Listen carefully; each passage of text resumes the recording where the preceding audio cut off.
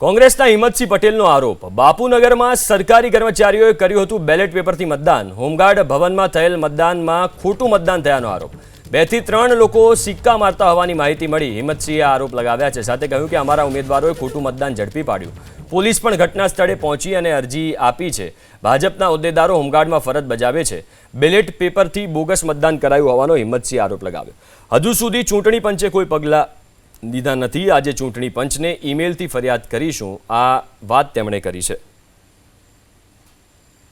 નગરની અંદર હોમગાર્ડ નું જે મતદાન થતું હતું એ હોમગાર્ડ ઓફિસની અંદર જે મતદાન અંગેની ખોટું મતદાન થાય છે બેલેટ પેપર ઉપર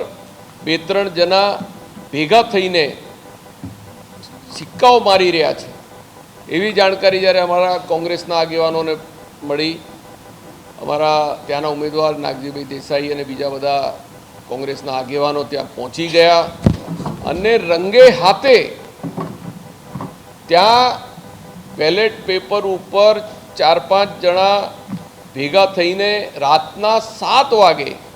ખોટું મતદાન કરીને બેલેટ પેપર ઉપર સિક્કા મારતા હતા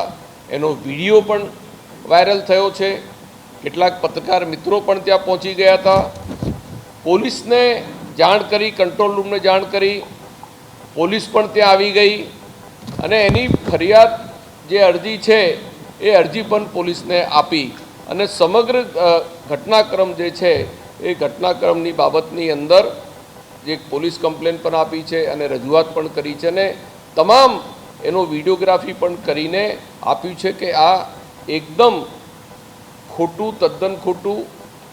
જે રીતે બેલેટ ઉપર ખોટું મતદાન થઈ રહ્યું છે એક લોકતંત્ર પ્રજાતંત્રની અંદર ચૂંટણી ન્યાયિક રીતે થાય એની સામે ગેરરીતિ અને ખોટું બેલેટ પેપર ઉપર મતદાન કરાવીને જે ફેર એન્ડ ફ્રી ઇલેક્શન જે છે એ હું માનું છું કે એની ઉપર આ એક શંકા ઉત્પન્ન થઈ રહી છે કે